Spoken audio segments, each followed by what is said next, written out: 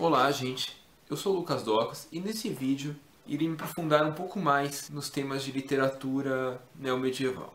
Nesse livro em especial trarei para vocês A Guerra dos Tronos, ou Game of Thrones como alguns gostam de chamar, do George R.R. Martin. Eu escolhi esse livro em especial para trazer para vocês porque um amigo meu que gosta muito dessa série há muito tempo, assim, tipo, há uns 2 meses atrás me sugeriu fazer um vídeo sobre isso. E como ele é um livro muito bom para explicar neomedievalismo, eu escolhi fazer sobre ele, para poder já dar alguns exemplos, coisas que vocês entenderão mais pra frente ainda nesse vídeo. A primeira coisa que vocês têm que entender sobre a obra de Martin, das Crônicas de Gelo do Fogo, que no caso a Guerra dos Tronos é apenas o livro 1, assim, olhem só. As Crônicas do Gelo e do Fogo. Talvez a imagem esteja ruim, né? Porque esteja desfocada. Os Tronos é o primeiro livro das Crônicas do Gelo e do Fogo. E uma característica muito marcante dessa obra do Martin é o rompimento com a ideia de fantasia neomedieval perfeita. Como assim? Eu deveria ter começado fazendo o primeiro vídeo sobre o livro do Tolkien, mas eu sinceramente acho mais interessante falar sobre o Martin do que ele. Porque a maior parte das obras neomedievais que irei falar aqui seguem uma linha baseada na obra dele e não a do Tolkien. Então por isso comecei por ele.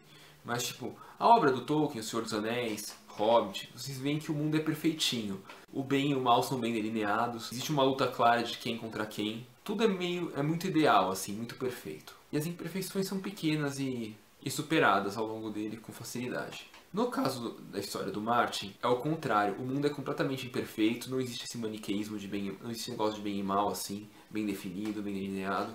O mesmo personagem pode ser bom e pode ser mal, dependendo do ponto de vista.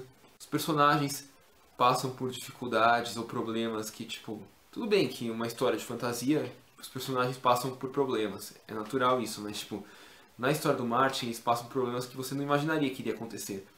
Personagens que você considera como os heróis da história morrem sem precisar de muita coisa, morrem com uma certa facilidade. O poder não é uma coisa eterna nos personagens, não é um personagem que tem o poder e quer destruir tudo ou outro assim. Não, todos estão eternamente brigando por eles porque eles são meramente humanos, como nós. E como podemos ver, ele também tem um caráter distópico. Essa história é um tanto quanto distópica, que é o contrário de uma utopia, o contrário de um mundo perfeito. É um mundo completamente imperfeito. Isso é uma distopia. E no caso da Guerra dos Tronos, as Crônicas do Fogo no geral são uma distopia. Porque os personagens qual a gente aprende a gostar geralmente se dão mal, tem problemas, morrem, vê muito sangue, muita coisa ruim. Tudo que é tipo de coisa ruim assim que... Não, talvez não seja... Talvez a história do Martin não seja tão cruel assim quanto já falando. Eu ainda vou mostrar histórias piores que a dele daqui pra frente. Mas sim, a história dele é um mundo de imperfeições. Não é um mundo perfeitinho, bonitinho, onde tudo corre certinho. Não, não é isso. Isso não faz o estilo do Martin. Em especial, a história dele se trata de um mundo imaginário chamado Westeros. Westeros não é um mundo, é um continente. Tem outros continentes como Essos, Sotores, aquela ilha lá no norte também isolada, que não falam, que eu não lembro agora o nome dela. Acho que é Iben, né?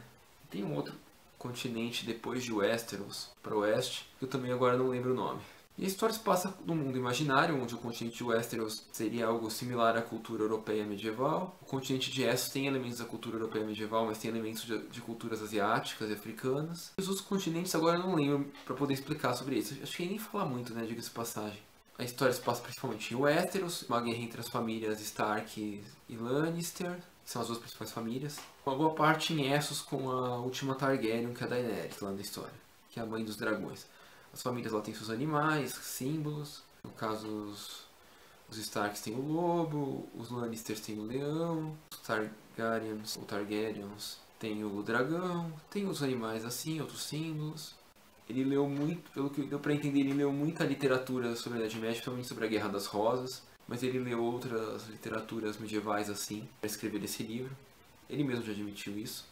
Eu não lembro agora quais para poder falar para vocês, mas ele leu muitos livros medievalistas mesmo, não neo-medievalistas, e até livros medievais em si, para poder entender o contexto. De certa forma, então, como podemos ver, essa história tem algum medievalismo nela, não é só neo-medieval, ele estudou alguma coisa, ele leu alguma coisa sobre o assunto. Então, talvez as Crônicas do Gelo do Fogo sejam uma obra neo-medieval com alguns detalhes, algumas partes medievalistas em si. Medievais não, porque foi escrito no século XX e no século XXI. Então não teria como ser medieval mesmo. Mas então, né? A obra do Martin, como eu falei aqui, ela é meio que uma distopia. E eu tô falando muito sobre ela porque ela influenciou muitas outras obras, com a ideia de mundo imperfeito, de personagens imperfeitos, personagens dúbios. Dúbios eu quero dizer, tipo, aquele personagem que tipo, você não sabe se ele é bom ou mal. Por sinal, o próprio Martin diz que não existe bem e mal na história dele, existe apenas interesses dos lados que disputam o poder. Esse negócio de bem e mal é zoado, segundo ele. Existe apenas interesse, o que torna bem realista, diga-se de passagem, isso, porque no mundo real, também não acredito que isso também é mal, existe um degradê de muitas coisas, mas bem e mal certinho, meio difícil acreditar que isso possa existir de verdade. Ainda mais tratando de brigas pelo poder. E isso fica bem claro na história dele.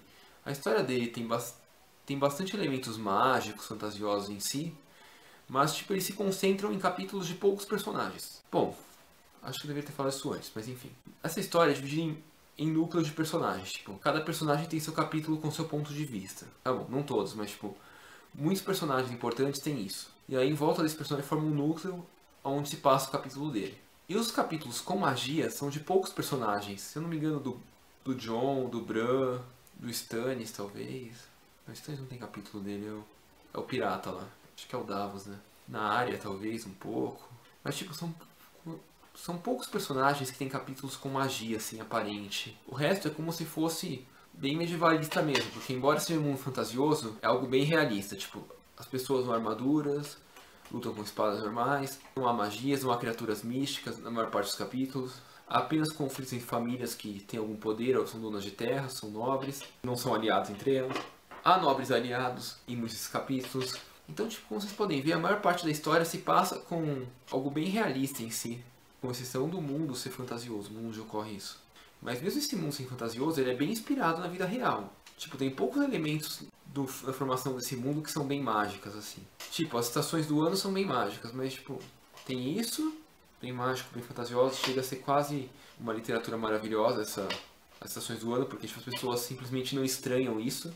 Tem algo fantasioso, fantástico, que é a muralha, que é uma grande construção de gelo, teoricamente feita pelos humanos, em um lugar que não está eternamente nevando, mas que é razoavelmente frio. E até aqui eu só falei sobre coisas gerais e coisas razoavelmente boas da história. Lógico, esse é um vídeo bem geral sobre a história. Por ser uma história legal, interessante, com muitas curiosidades e muitos assuntos interessantes para serem discutidos dentro dela, eu possivelmente farei vídeos para discutir esses assuntos específicos mais pra frente. Porém, como eu posso dizer, esse vídeo é para ser uma coisa mais geral sobre essa história.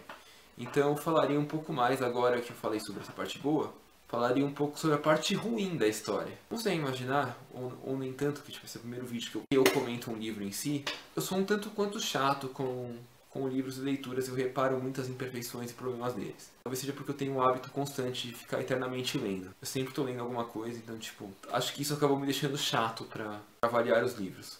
Mas enfim, eu enxergo um monte de incoerência na história do Martin, da mesma forma que eu enxergo um monte de incoerência em um monte de histórias diferentes. Na história do Martin em especial, as principais incoerências que eu enxergo são, tipo, o continente de Westeros unificado, com exceção do norte ali na muralha.